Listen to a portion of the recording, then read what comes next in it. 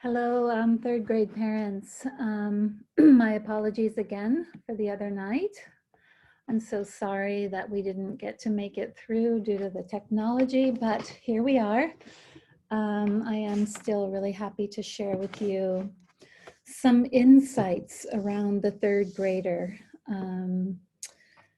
I know that for myself, having this information and having been a teacher before I had my child, I was so grateful to have some understanding of the 9-year change before I went through it with him. And I can say without a shadow of a doubt that kind of understanding the terrain helped me to navigate it in the healthiest way that I could.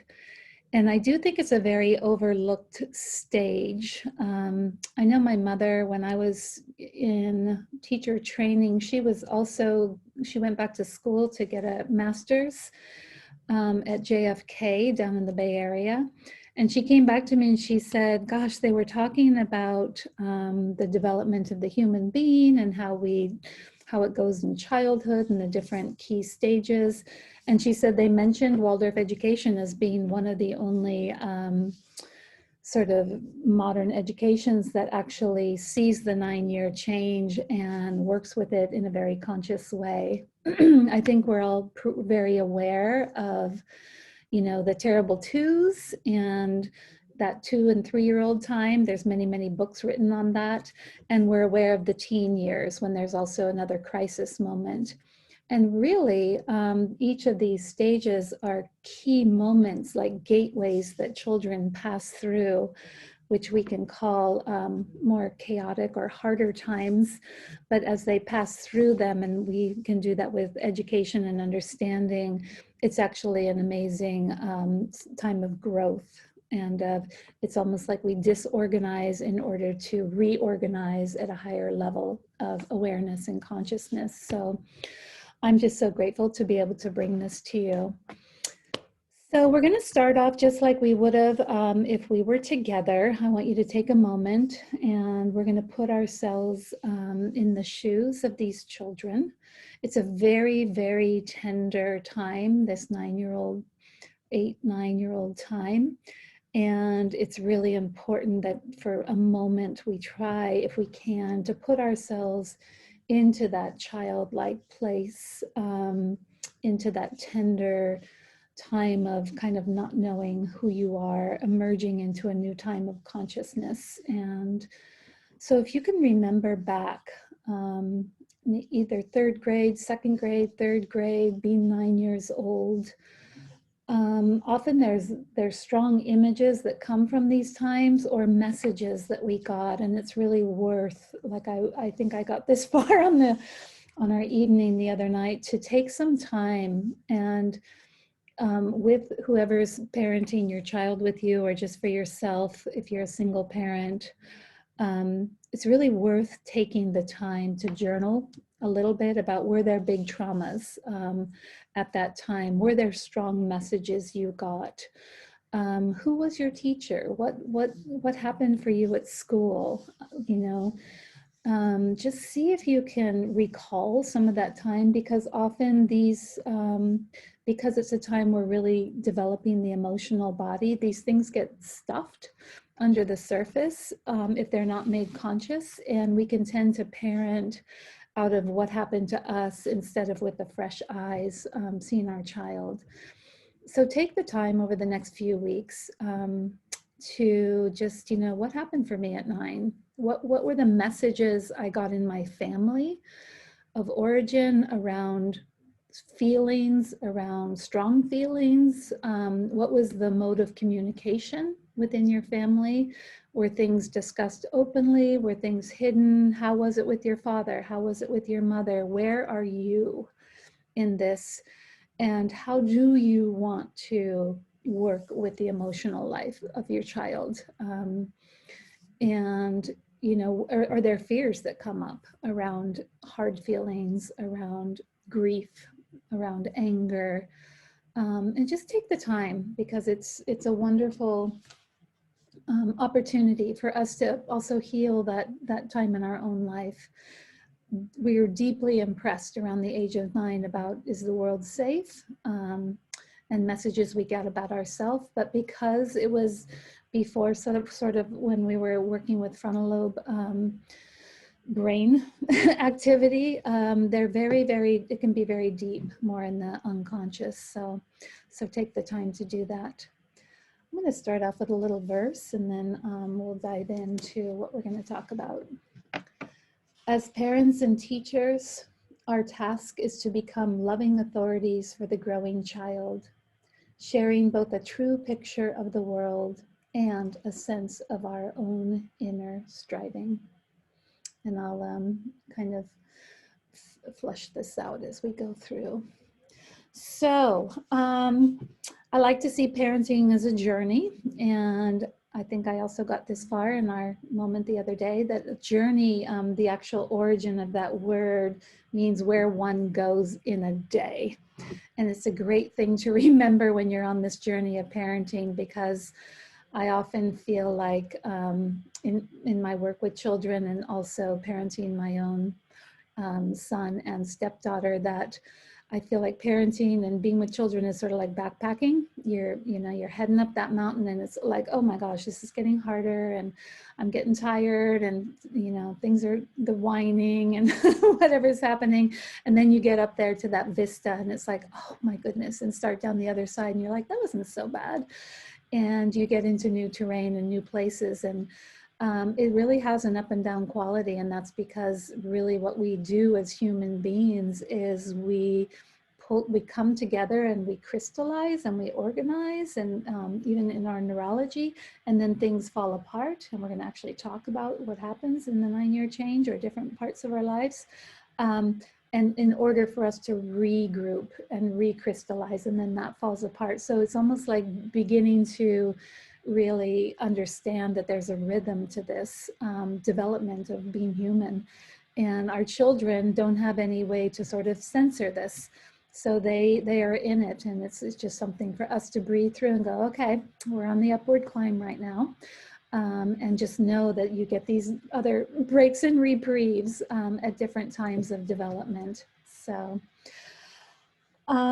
where are you today? Where are we? So I feel like if we're going to go on a journey and even understand where we are today, we have to kind of look at the map. Where have we been and where are we going?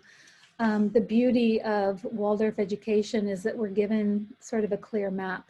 And because it's a developmental education, we really strive to meet the child where they are developmentally, to teach to the development, and to really work with what's right in front of us. So it's more like picking fruit at the ripe time, rather than force feeding and forcing something to bloom.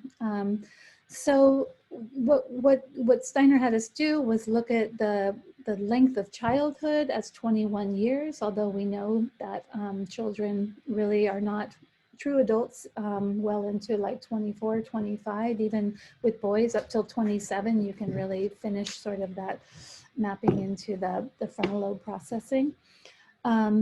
So the first phase of birth to 7, we are, developing our physical body, our coordination. If you think of that baby getting off the floor from the tummy to uprightness to what they are when they're 7-year-old, it's a miraculous time of growth and taking over the physical body and the coordination required for higher learning.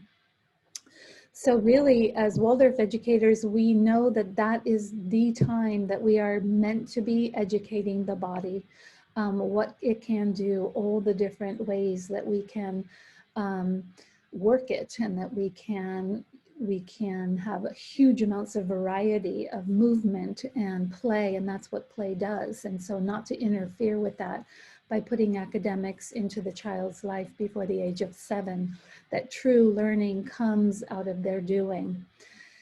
And then we move into, and really, if you think about, that's the time actually where we're developing. The most active part of the brain is the brain stem, which is about the size of a hand. so that the whole central nervous system and all the messages that come through the brain stem have to be coordinated in order for us to take over different physical capacities. So then at the age of 7, which is about when we have the children entering the first grade, there's a shift and there's a new part of development. Although it's in first grade, we're still very much working with the body, and that everything's done through movement. There's sort of this awakening that's the emotional body begins to awaken, and you can see it in the change in their play.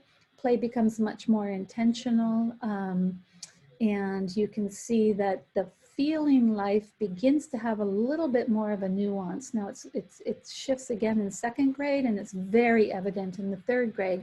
And sure enough, in the actual anatomy of the brain and in the development of the brain, the limbic part of the brain is waking up, and there's huge neural connections happening into that part of the brain.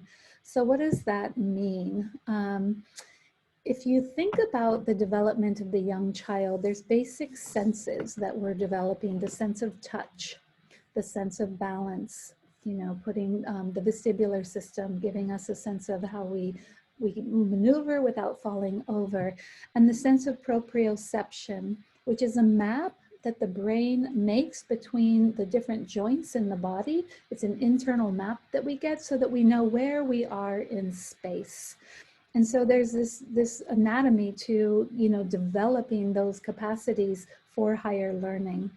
When we move into the emotional body, we want to look and try to understand the anatomy of that.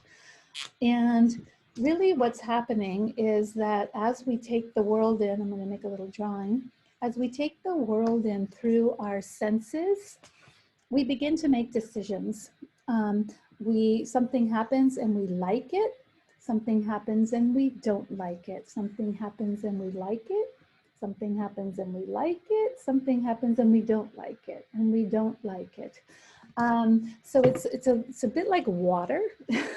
There's this sort of sway to it, and sometimes it's very tumultuous, so we really don't like it, and other times there's calm pools. And if you really look, you know, take time to look at your own sympathy and antipathy, is what Steiner calls it, to what's going on around you. Walking down the street, you'll notice it's constantly in play because there's a survival mechanism there.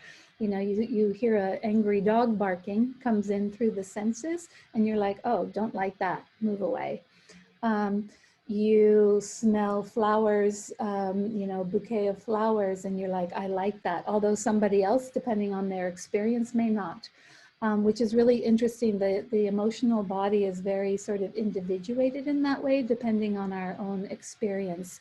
One person can love apple pie, while the other hates it because grandma was, you know, going to grandma's house and having apple pie was a lovely experience because of the warmth and the this, or people were fighting and it was not safe and all of that, and you hate this, you hate apple pie, you hate the smell of it. So it's this constant sort of sway between sympathy and antipathy.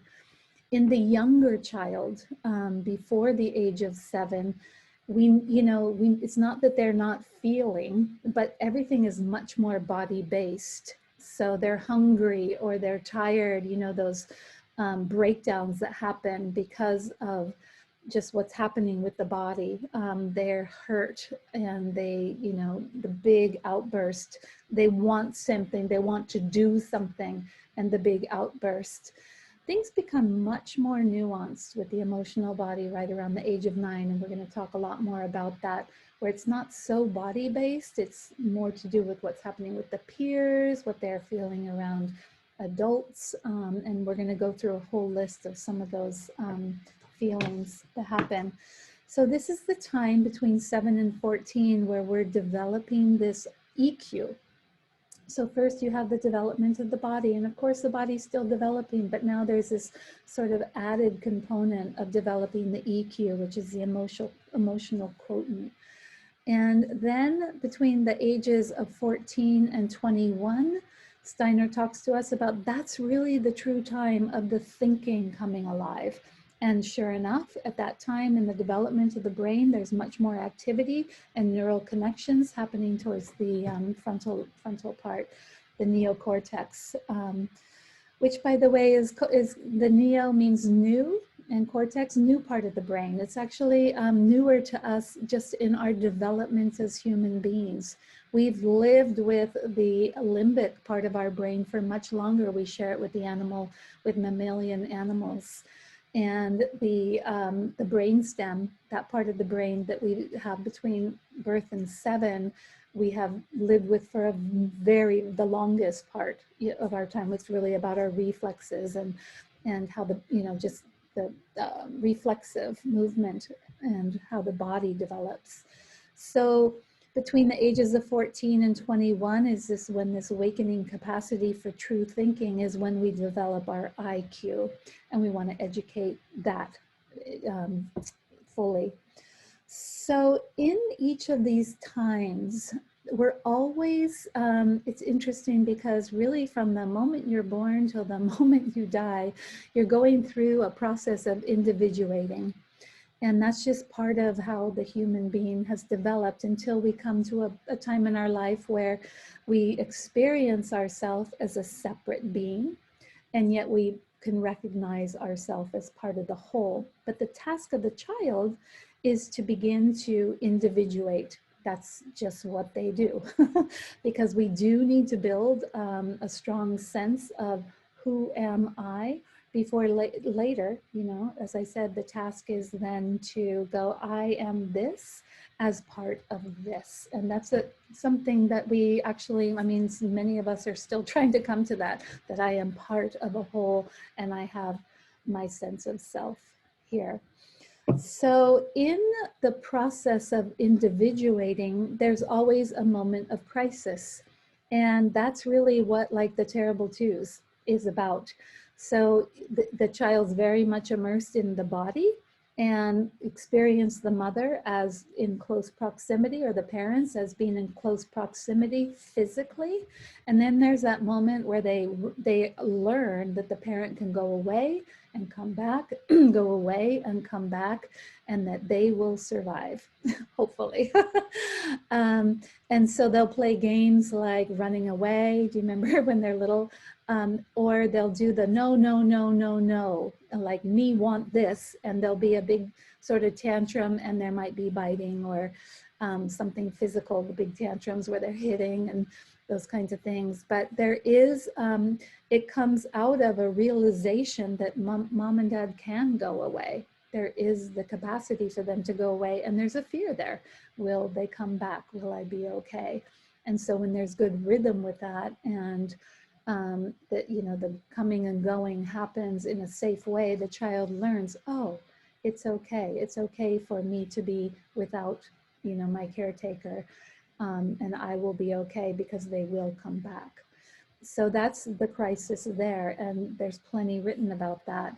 And then we know about the crisis that happens around 14, 15, 16 in the thinking, where the teen rebels whatever the parents believe in or have strong values in. There's often a rebellion because I think differently, and I am this and you are that because I think differently.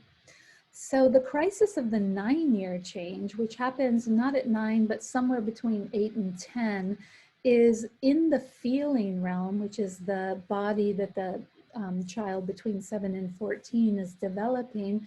There's also this moment of crisis where they feel different. They're afraid to feel differently, or they play with feeling different and wondering if it'll be safe. Will the parent then leave them, or will the parent not stay close? And we're going to get into this a little bit more. But it's really an important phase, just like when they were young, for you to go away, come back, go away, come back, stay close, you're safe, you're safe. And in the teen years, we know that we need to let our children have their big thoughts and their idealism, and that it doesn't mean that we push them away. So what's going to be, what happens during this time is those feelings get really big, And just like a younger child, they're still developing this emotional body of I love and I hate this, I like this, I don't like this, I like her, she's my best friend, now I don't like her. They're going through this sway without any perspective.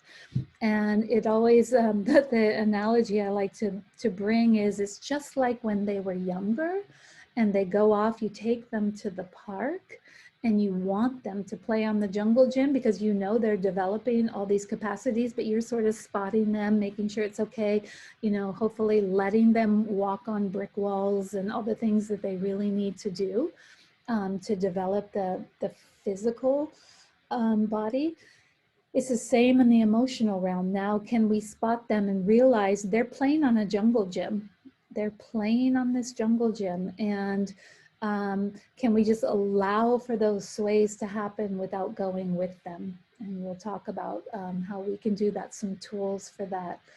And remembering that they need to individuate here, you know, it can be very frightening. And mostly I've really seen over the years is our level of comfort with big feeling.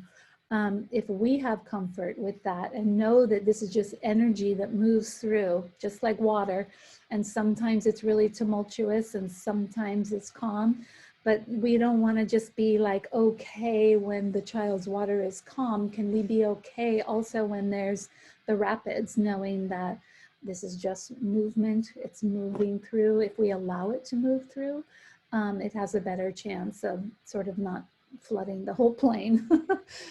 So I'm going to go into some of the things that we will see, but before I do that, I wanted to bring what I was talking about before to this idea of, as we're developing this emotional body, there's a similarity in the three things that we developed in the physical body earlier, which is the sense of touch, sense of balance, and sense of proprioception.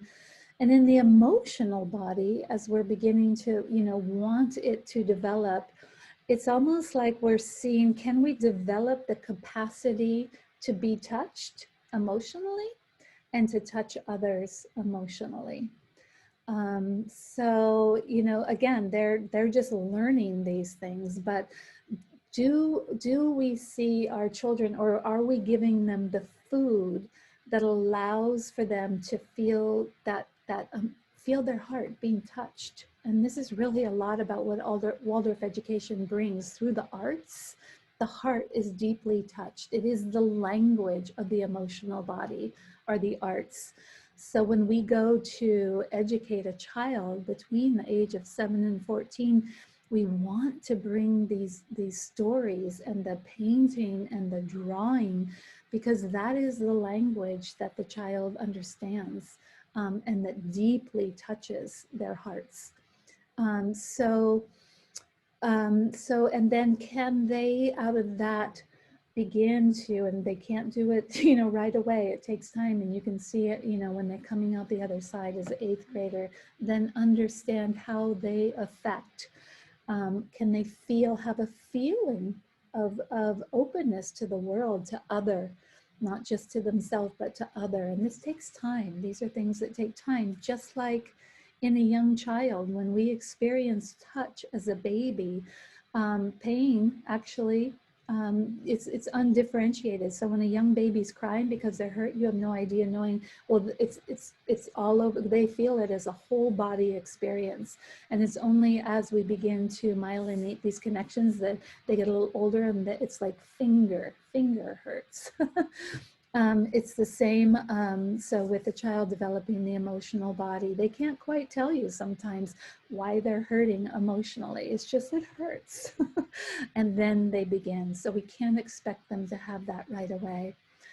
And then balance. The ultimate health of a emotional body is to be able to come to equilibrium without being so overly stimulated by the outside. So where outside input comes and it doesn't completely blow apart. Now, many adults are still learning this. So this is something, though, this equilibrium, this balance, where yes, things come in, feel it, but then do they have the tools in order to stay somewhat balanced? So when a child doesn't have balance in the body, many other things go awry in learning. This is a lot of the work I do, is helping that state of balance. And same with the emotional body. So if we don't educate it, we don't have a hope of coming out the other side with a EQ that can know how to work with itself. And that's a lot of the work we do also in this education. And then the proprioceptive piece is an interesting piece. Really, as a young child, it is the falling down and hitting against things or bumping up against things, even hanging on things, that gives the joints this understanding of this body map. And when we don't have this body map, then we cannot actually do things later, like find our space on a page, or math requires a lot of inner coordination. And children with proprioceptive issues tend to not know how to coordinate their body because they don't know how far the arm is from the this and the leg from the that. Proprioceptive sense is developed. You can feel it anyways, like when you have the lights off at night and you know how to get through a room. It's because we have this sense of where's my body in space without visual cues. It's inside of you.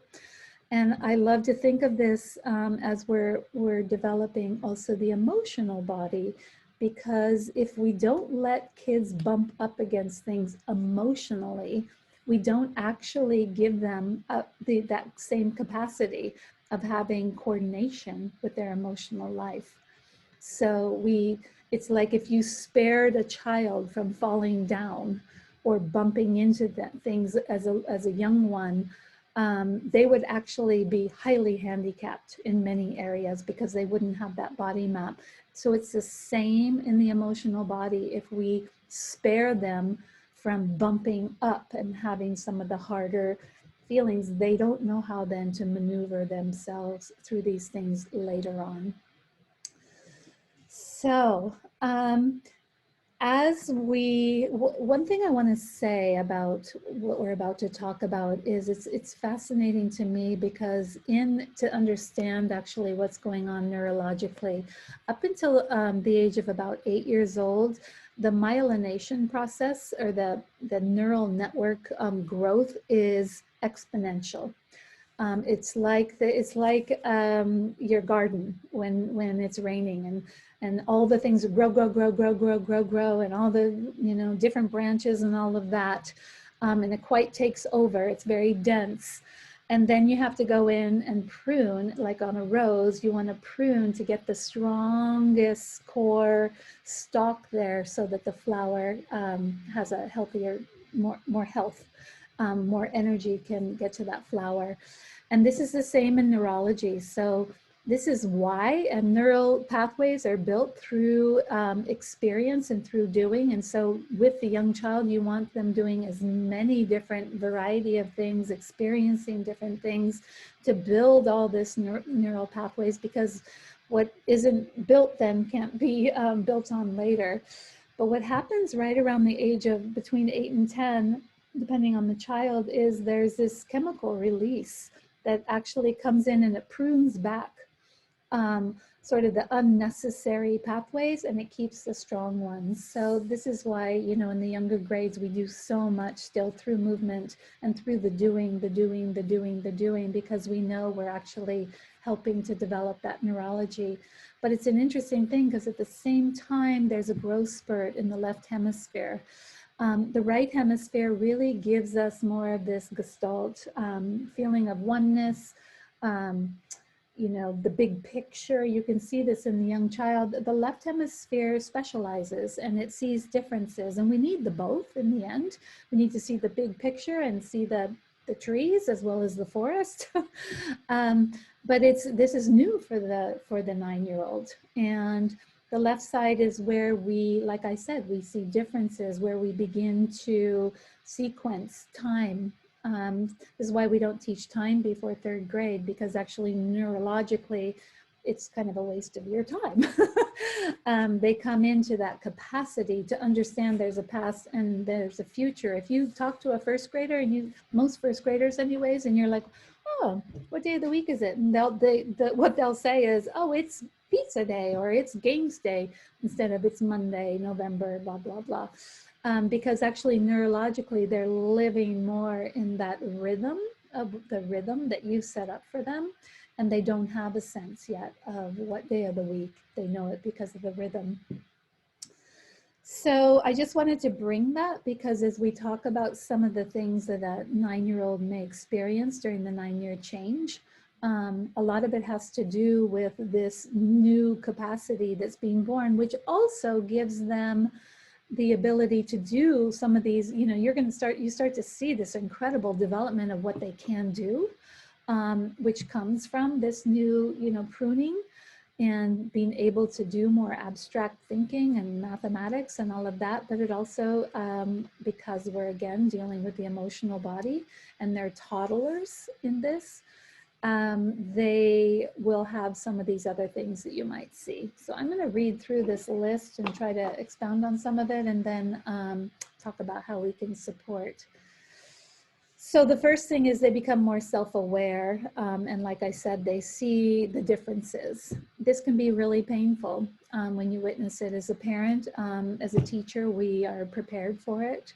But when it's your own child, and I know I had this experience, I'll never forget the day I was teaching, but I went to pick up my son, 3rd grade, and got him in the back of the car and really quiet. He was super quiet back there, which was unusual because he's really choleric. And all of a sudden he just burst out crying and said, I am the shortest one in my class. And he was big energy. My son had really big energy and he experienced himself as really huge. But he was kind of a late bloomer. He's really tall now, but he was definitely the shortest in the class, and somebody pointed that out to him. And it was like that first awareness. And I remember just going, just being with him, not saying, oh, it doesn't matter. Blah, blah. It's just like, so you're short. And just feeding back what he was saying. He goes, I don't want to be the shortest one. I don't want to be the shortest one. I want to be the tallest one. I said, sounds like you're really sad about that. And just letting him have the feelings. But what had to happen inside of me is, oh, he's got to go through this, not to spare him. And this is where I felt so grateful that I knew enough. Because the hardest thing we can do is, it's kind of like even with each other, when somebody's really having an emotional moment, to talk somebody out of it it actually seeps in deeper. When we are just very present with emotions, they tend to diffuse more quickly and they don't sit so big. The second one is, and this sort of goes with this, is you can start to experience this emotional roller coaster. And again, this is like the jungle gym for them. So things like loneliness might appear, anger out of the blue, despair, or overly joyful, excited, overly enthusiastic. And you start to kind of, depending on the temperament and all of that, but you may begin to see this sway. And for some children, it can sway within moments. And for others, it's this big, and then up they go, So, we want them, Steiner talks to us that as teachers, we want them to actually have this happen and to allow it to be big, as long as it's not destructive. And we're going to talk about ways, but he said that you do your job as a teacher if the child laughs and cries in the same day. Of course, we don't have all the children crying, but when we go to tell a story to a 9-year-old, we're looking to work that muscle to bring them to the, and to like, ooh, oh, that's sad. And then, to actually, it's like a muscle that we're developing. So you'll feel this strong sense of, the sway can happen between the sympathy and the antipathy. I love this, I hate it. And you're like, one day, like you're feeling so, as a parent, like, oh my gosh, but yeah, just yesterday, so you kind of have to just go, oh, it's the roller coaster and this is what it is. This is how it works. just as when they were younger, they had all that needing to run around, do all that. It's, you know, not that they don't need that now, but in that way where it was just like a puppy, you're just constantly trying to, you know, keep that physical movement happening. They begin to push up against boundaries. And this is, again, their thing of like, who am I? And can I, you know, push? And do I have power? Just like the young one, if I run away, are they going to come and get me? If, you know, if I cling, are they, you know, then never going to leave me? Just this like push, push, push. And again, this is where that proprioception thing, they have to push. They need the boundary so that there is some resistance there. So if you have a child that's pushing and it's just constantly like that, you actually don't serve that child at all. And we at school actually look for the ones that push hard, and we create that like boundaries right here. And then the ones who just don't push, we come and actually, you try to find them and you try to give them a little bit of that resistance so that they, the model child is actually one of the harder ones to work with later. When a child never pushes, you want that. You actually want them to do a little bit of pushing against you so that you can go, right here, I'm here, and this is the boundary. And it's really important to sort of, you know where your fences are. And we're going to talk about that in the support part of this, like really seeing them as an older child and going, oh, I'm going to let the fence out a little bit, right? I'm going to let it out because I see you as being older, but here it is. I'm here. I'm right here. So one thing that I wasn't prepared for, and I learned a lot about going through this with my own son is, and I did more research when he was in the 9-year change, because I was like, what is this? Is you can find these moments where they start acting like a mini teen. There's this astrality that kind of comes in that overwhelms them. And so they might go around being overly concerned with what's cool, what am I wearing, who thinks this about me? And then it can be followed also by very young behavior regression, sometimes even baby talk, or finding that stuffy that they loved so much when they were little. So it can be a really kind of like, wait, what's happening here? They're like, you know, back in my bed with me and scared to death, but then, you know, acting super cool and all of that. And again, this is this play here that happens because the emotional body is beginning to work with them. Mortality, the awareness of mortality, the awareness that people die is much stronger around the 9-year change, and that can bring some fears. And I know we're going through a big moment with this, with COVID and all of that. So I'm feeling so deeply for 9-year-olds at this time, but all 9-year-olds during all times will do this as well. So we just have to keep being with it. But they will question, and again, it is through our left hemisphere, through the left brain, more linear logical, that we get that, where we're not, you know, young children don't have so much of an awareness of death, and or that the parent might die or they might die. So those questions might come up with them, or fears out of the blue. It may feel like out of the blue, but just know that it's part of this time. Physical ailments often occur. This hurts, that hurts, especially with the more melancholic nightmares. The dream life can be highly activated at this time. Stomach aches are a big one. And just, yeah, nightmares or sleep disruption is not uncommon during this time. An interest in fairness is a big one. It's not fair. It's not fair that my teacher this. It's not fair that, you know, my sibling gets to do this and I don't. There's a real interest in what's fair, what's good, what's bad, what's right, what's wrong. But it definitely centers around, it's that phrase, it's not fair. That's really common. They also wake up to an awareness that adults aren't perfect. It's when you've taken a class from first grade and you hit third, you kind of fall off the pedestal a little bit.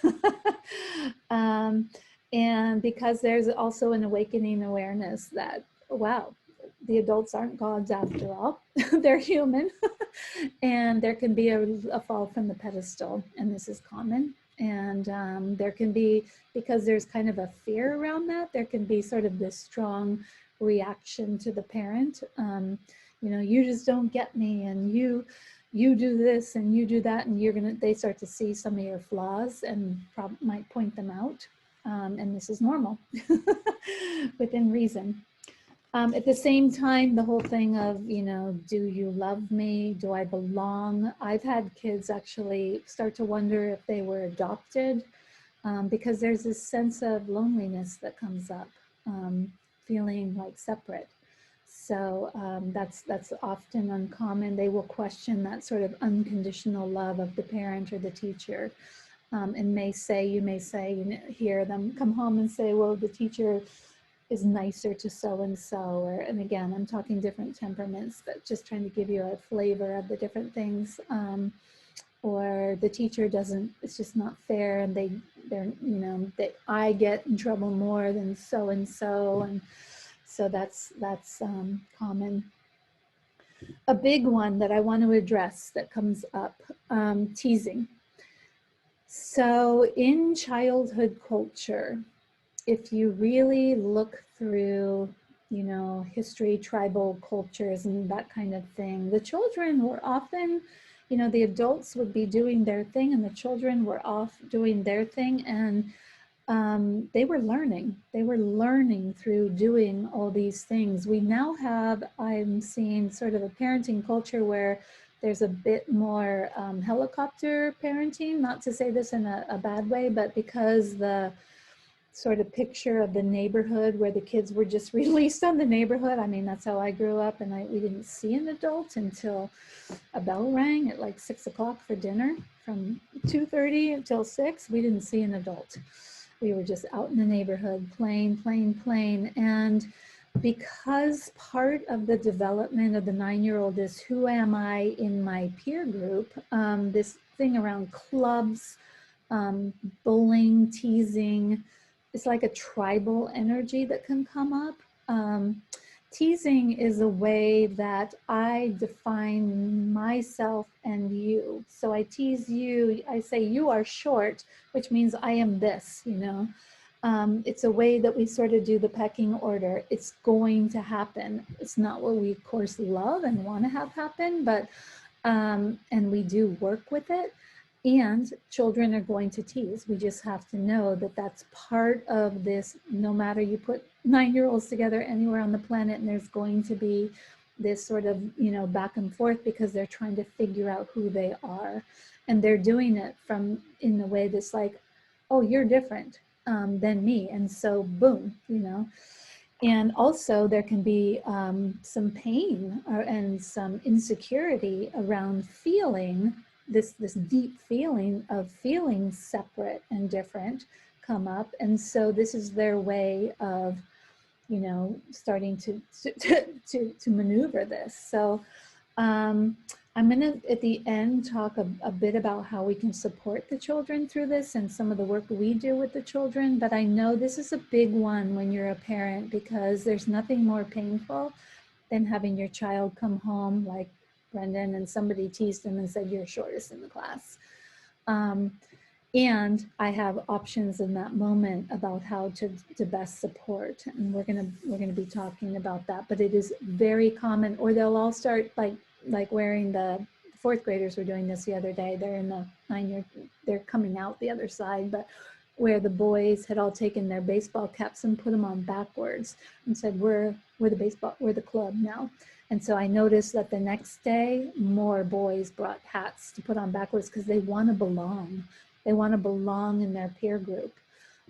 So, you know, it's kind of the thing of, okay, hats off in class, you know, and again, not giving it like a ton of energy because they have to do some of this and you're always picking and choosing your battles. Of course, we wouldn't like let kids all wear like, you know, the same thing if other kids couldn't, but in that moment, it was a fairly just kind of a brief moment that happened and didn't seem too destructive, and it actually eased up in a few days. So we just kind of let that one go by. At the same time, with the 9-year-old, there's this new, like, I can do this. I can do this now. So you see these new skills and this reveling in what they can do. And that's a lovely part of the 9-year change. So how to support this time, and how do we, this is where that quote came in. First of all, I want to say about parenting, the word actually parent means to bring forth.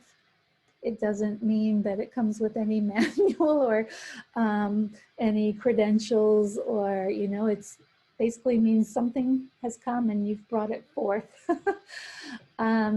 And I just wanted to put that, because there really is no such thing as a perfect parent, perfect teacher. It's our striving. And that's where this quote, that we share a true picture of the world and a sense of our own inner striving. And I can't say enough about that with this aged child, that they feel deeply if we're more vulnerable in our willingness to like come back and say, ooh, I'd like to do a redo. Redos are really great, actually. Like, say the child sparks up emotionally and it sets off your thing and it becomes this big battle, which is very common at this age, because when our fear is ignited, our own emotional body is like, I don't like this.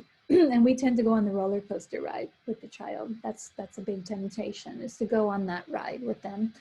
Where really our job as the adult is to be aware enough of what's going on, if we can, and to become the still point here, and to allow the child to do the dance while we remain in the still point. It doesn't mean we're not going to have our own feelings about what's going on, but to go on that with them is actually terrifying for them. So to breathe, to center, to go, okay, now, and then presence for their ride, being present. You're the spotter for their ride. But so staying off that roller coaster and becoming that still point is spiritual practice for sure. But the redo can be so wonderful, because if they see us striving, so say they get angry and so you get angry, it's so wonderful when they can see modeled an adult that says, you know what, I realized that yesterday when blah, blah, blah happened and you got really mad and then I got really mad, that I was really tired or whatever it is, and I'd like to have a redo. So I would like to go back and say to you, whatever it is. And it doesn't mean that behavior is excused, whatever the child's been doing, but that you get to say, I'd like to redo that, how I respond to you. And you might even make a commitment and just go, I'm thinking that next time I feel like that really mad feeling come up, when you're feeling really mad, that I might say to you, like, I'm going to just take a deep breath and I'm going to go get a glass of water, or let's just take a walk. And you and I walk together, and we'll come back to it later when I'm feeling more clear. And, but apologizing to them for the big outburst, because those are really frightening for them. And also, we are modeling what we hope that one day they can do, which is to find equilibrium, not to not feel the feeling, but if it's anger, we have tools for what we can do with our anger. When we're sad, there's things we can do for that but when it wrecks the household, then we've got to take responsibility. And they don't know how to do that. Just as when they were little, they could wreck furniture, all of that, and you had to teach them, actually, we don't do it with the lamp. Here's what you can throw, right? So we have to become the authority. This is the biggest piece that's our job, is to be an authority figure, not to kind of be the child with them, but to be the authority figure. We're their guide. And this is because children internalize their outer people. So if we become an authority figure, which I want to talk about that, really that word authority can have so much heavy energy around it, but it's really, discipline really means, are you a guide that's worth having a disciple? Somebody who will follow because you are doing your work and they can trust that. And it's really almost an unspoken thing. But can you set a boundary and let them bump up against it? And then also have enough understanding of their development so that they can follow along. And we're going to talk about those ways to support that discipline at this age. But the main thing is they don't need a best friend, they need a parent. They need an authority figure. They need a teacher who's willing to say, right here. And we're doing that gently and in all the healthiest ways we can by creating really healthy rhythms, fertilizing the soil, knowing how their day looks, knowing when they've eaten, all these things that support them in staying emotionally stable. But also when there's that line that they feel that somebody's going to have enough love and they can't say this to you, but enough love to go right here, right here. And there's a gesture that we hold, and we consciously do this as teachers for the 9-year change, as Waldorf teachers, is like, we're going this way. We're like crossing this bridge. They're looking at leaving behind their younger part of childhood, and they can't quite see what's on the other side. The stories of the third grade are so beautiful, with the Israelites wandering through the desert, and Moses said, we're going this way. So that's kind of our gesture too, that we know they're going to get across this bridge, and we are not afraid of them growing up. Yes, internally you may need to go see your friends and mourn the early childhood, but you are letting them cross this bridge and become an older child. And they're just right in the middle in third grade on that bridge. So the other thing is seeing the child fresh every day. So something can happen one day, and we do this as teachers, is the next day when we greet them at the door, is our training is to see them fresh. It's a brand new day. What happened yesterday happened yesterday. And it's a very powerful practice. Today is a new day, seeing them fresh. The biggest thing that can be the temptation at this age is to project a future onto a behavior and go, oh my gosh, this means my child is going to be this. There were times when I had my son already put in prison as an adult. He's an amazing adult. But just because of his choleric and big energy and big feelings and all of that, I was sure he was going to be in prison one day in moments. But that's what I mean about projecting a future, like they're going to become this because of this. It's just a phase of development. We have no idea what the future is going to bring. And I've done this long enough now with so many children to see them grow through challenging things, big challenges, and to become balanced, 8th graders and teens or later in life. So really important. And, it's kind of a wonderful practice for life to not project a future onto it anyway. Listening and giving feedback. So without, again, going into all your stories, because what happens for children and with the emotional, check yourself, we all do this. When something happens that impacts us deeply emotionally, we take a picture and we say, this is what happened. And the way that we have developed for survival as human beings is we tend to take a picture of the hard things quickly. I mean, when somebody comes to you and you're, say, oh, how are you? And it's pretty rare. I mean, it's like our tendency, we'll say we're fine, but our tendency when we go to our friends or whatever is to hash out the hard stuff. Happy people are like, if you just say, I'm fine, people are like, oh, well, what do we talk about now, right? And it's just because we actually had to take strong pictures of negative impacting experiences as we developed as human beings to survive. And we're a little bit behind, realizing that like, okay, that happened, but it doesn't mean this, that, and the other things. So when the child comes home and says, this happened, it's like, just know that there was a whole different, many perspectives going on with that situation. Another child could have a different picture of the teacher. And I know because I was on recess duty here daily when my son went to school here, and he would come home and say, this happened, and I would have actually witnessed the situation. So, so just listening, it just sounds like, it sounds like, it just, so what I'm hearing is, you know, instead of like, oh my gosh, are you kidding me? Well, you should have done this and they should have done that, and that whole advising thing that can go on. There's ways to support that down the road, but when they're in the thick of the feeling, just feeding back what you've heard. Empowering the child by allowing them to work through hard things. Don't feel like you have to fix everything. And I think I brought that earlier. They need to bump up.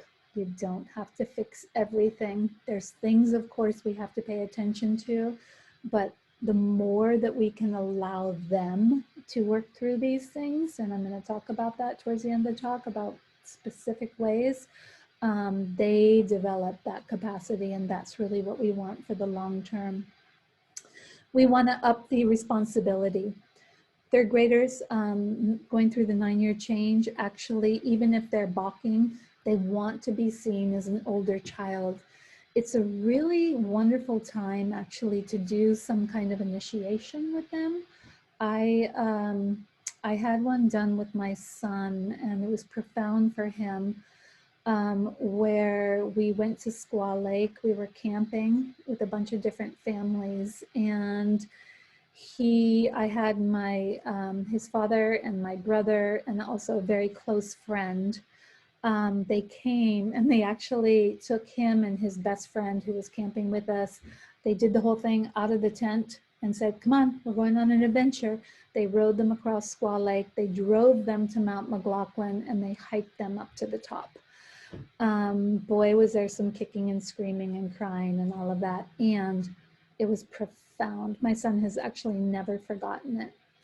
And when they got to the top, they wrote letters to themselves for when they were 18, and those letters were opened up at 18. It was a beautiful thing, but we drove by Mount McLaughlin after that. So many times he's like, I did that. So just thinking of some way of helping them know that you see them getting older.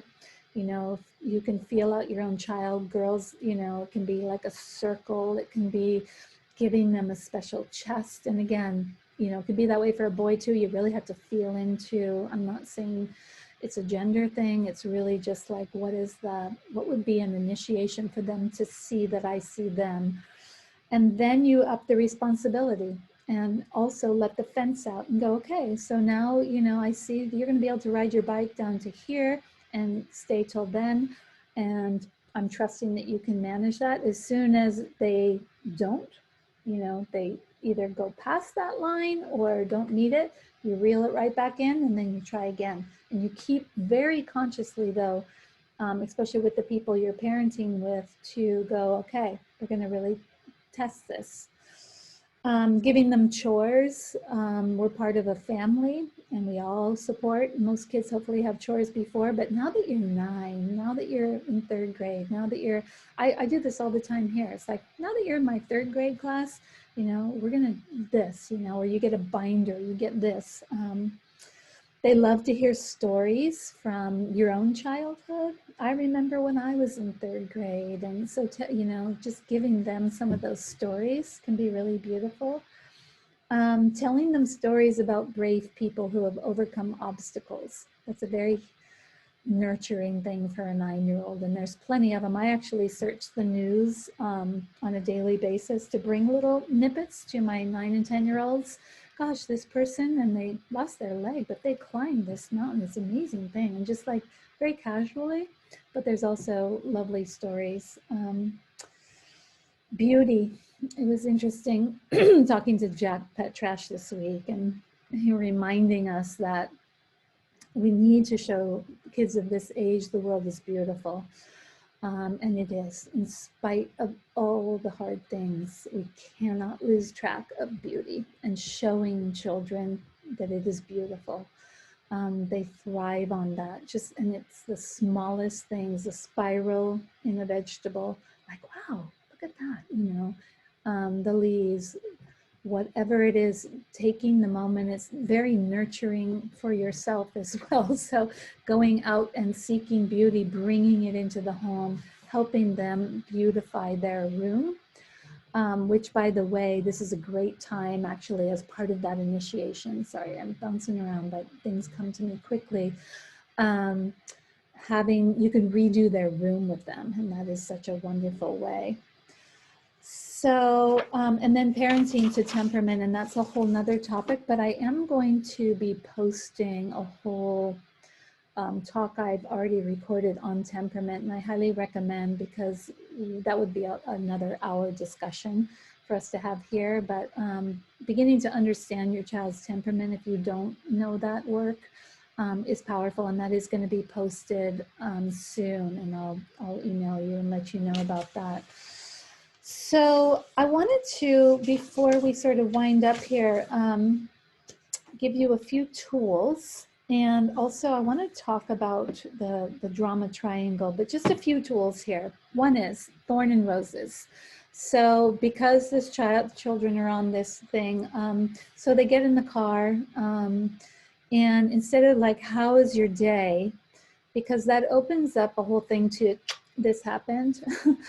We call it thorn and roses. It can happen at the dinner table too, but what was a thorn in your day and what was a rose? And everyone in the family, or you can, if you're in the car, then you tell them your thorn and your rose, but it gives them a little bit of that breathing, that things are not all good and not all bad. I had a thorn today and I had a rose. And just to begin to work that, because again, because of survival, we often focus just on the hard.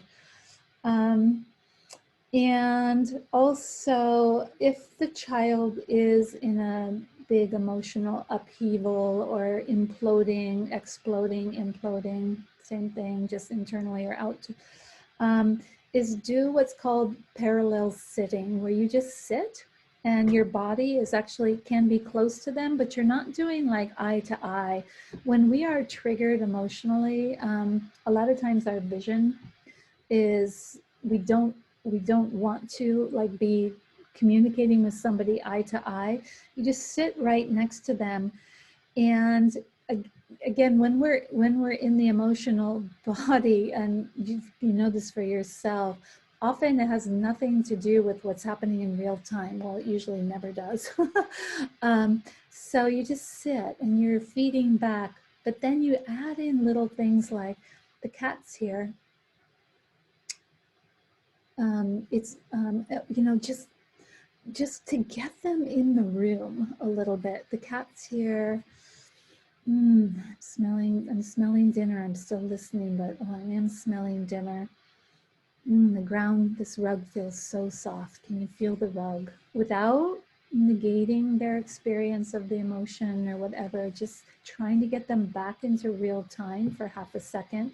It's very calming to them. And also not leaving. If you can stay and not leave, I think the biggest thing that many of us, I know I was raised, big emotion means go in your room, nobody, to actually stay present. And if you can't, if you don't, things are happening, you've got family and all that, to tell them, we're going to make a time to come back to this. And again, because the emotion can change, but to just come back and just say, has it cleared? Has it moved through? Just that they know you haven't left them emotionally, especially because a lot of times they'll be directing it at you. I hate you. I hate this. I hate, just like, I'm here. I hear you and I'm here. You don't have to say anything more than that. I'm here. Wonderful exercise for yourself. If you are in an emotionally challenged place, you put your left hand on your heart and you go into that feeling so deeply as if you were a child. And it's actually a great practice to do consciously. Something you're upset about, go and just feel it as if you were a child. I feel scared, I feel scared, I don't want this, blah, blah, blah. And then you put your right hand on your heart and you say exactly what you would have wanted to hear from an adult. when you were a child. And it's wonderful to just like, I am here, I hear you, I know you're scared. And when you do that, then for yourself, you can feel more how your child might want to be met, and try it. Like, you're in this, and if this hand comes in, it's like, well, you really, you don't need to feel that way because what you're thinking is just fantasy and blah, blah, blah. Just see how you feel, rather than I am here, I'm with you, I won't leave you. Just feel the difference, and then you can offer that to your child. So those are a few tools. One last one is a joy box. I like to teach 9-year-olds that they are responsible for their own joy. We can feel really victimized of somebody did that, so now I'm not happy. And it's almost something that we have to be taught. Even, I think most of us didn't get taught this. So I have them make a little box, and they can decorate it as beautifully as they want, and get some gems or marbles, and just ask them what brings them joy, and as they just place them in the box. So my puppy brings me joy. My friend brings me joy. Apple pie brings me joy. Whatever they can think of, as many joys, and they see their box filling up. And then you say, this is your box of your joys. And it's really great. Like every day, let's try to think of another thing that brings us joy and fill our box up. And you have the choice whether we can give joy away. We can give, like you can offer a marble to someone if you want, but nobody can come and just take your marbles. And it's just a wonderful thing of when they get into the victim stance, at moments just to go, do you remember your marbles? Are you going to give those marbles away? And I've shown them even, am I going to just dump this all out? And is it going to be an empty box? And they think that's funny, actually, when they see it physically. So that's a fun little activity. Okay, lastly, I'd like to talk really quickly about the drama triangle. And just going to take one moment and draw it. So the way we're wired when we are stressed is to go into triangulation. And you'll recognize this if you haven't ever heard of it. This was actually developed 50 years ago or something by psychologists who began to understand how we shake down when we're under stress. And I'm going to put it this way, that we have a victim. So we have a victim that's feeling, like they're being treated, poor me. It's all too hard. Everyone is after me. This happened to me. This happened. They did this. We have a victim. In order to have a victim, we will have a perpetrator. So either life or a person. This happened, so I am not happy. This happened. And then what has to happen is there's a rescuer will come in and try to rescue the victim. These points are very fluid when you're on the drama triangle. And again, this is a stress response that humans go into whenever they are in a social dynamic and there is stress. So, and these points can change very, very quickly. The perpetrator can become the victim. The rescuer, they can just bounce around. They can bounce around. All of a sudden, then the victim is the perpetrator, and around we go. You will see this come up in families, in classrooms, in any kind of social situation where there is stress. Really look for it. So the way it looks is the victim will say, this happened, they feel hopeless. They will look for a rescuer. Often if it's the child, they'll go to the parent and say, the teacher or this child did this. And yet, often there's a refusal. If they get entrenched in here, there's a refusal to listen about help. They might whine or complain, and they react to a perpetrator frequently, continually. It can become sort of an entrenched situation. The rescuer just look really carefully. The rescuer will, in their being, if this is stuck, if it gets stuck, they'll go, oh my gosh, that person needs my help. They're not okay, and I can fix it. That, you know, I'll help you. I can't believe this is happening. I will help you. No one can help you like I can. And the perpetrator is usually somewhat in pain. And usually whenever somebody is perpetrating, there's pain involved, and they're sending out their pain so they don't have to feel it. The stance is that I'm in charge. It's not my fault. Somebody made me do it. And because there's this inner pain, there's often relief by creating outer pain. Okay. So I'm just bringing this because you'll see this happen continually with children, and they are learning. They have to. They're part of social structures. They're actually learning about, you know, this will come up, and they have to actually be taught and learned how to deal with it. The problem becomes when parents get involved, or teachers, and, you know, become one of these. Either the teacher can become a victim to a child, teacher can become a victim to a parent can become a victim to a teacher, a parent can become a victim. And, you know, we can bounce around on these points.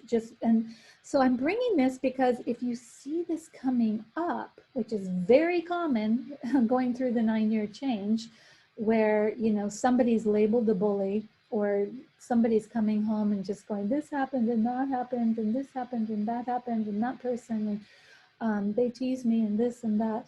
And if the parent goes into the rescue mode all the time, there's no creative actual solution happening when we're on the triangle. So I want to give you a few things of what you can bring. First of all is recognizing, oh, the triangle's happening. So if your child, let's just go to the victim stance, because actually the most powerful stance on the drama triangle is the victim. Once the victim learns and is coached on how to step off, and Kim John Payne talks a lot about this in his work with children. If you ever want to go onto his website, he has wonderful books and insights onto this. But when the victim actually begins to learn to step off the triangle, everything else falls apart. These two positions here keep the victim, the victim keeps these in place. So I want to kind of go into how we can help somebody. And again, this is learning, and we have to learn it for ourselves. So when or notice for yourself, life happens, so I feel victimized. So the first thing you want to do is learn to state what is wanted. What do you want? Learn to accept help and implement it. So did you go to your teacher and talk to your teacher about that? So I'm going to ask that, instead of before you make the phone call and you do the thing, is actually really empower the child to know how to get help. So I'd like you to go to your teacher and let them know about that. And I'm here, if you need help with that, I'm here to help, but try that first. The phrase that they need to learn is, I can get this in a healthy way.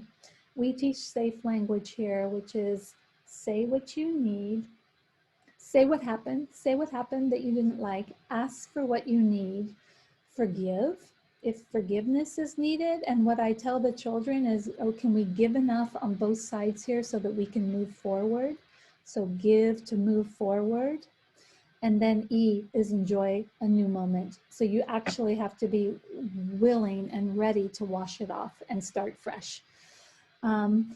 And victims need to learn to find gratitude. So if you find yourself or a child in a big victim stance, really holding that stance in life, you want to teach them like gratitude practices. It can be, to be encouraged to also see that's why the thorn and the roses can be so helpful. Well, tell me also what the rose was of the day. So really encouraging that. And definitely stepping out of this rescue role. We want to step out of that rescue role and allow the child to find the muscle to self-help. Of course, they cannot do this alone. in the beginning, but this beginning of tutoring them to do this.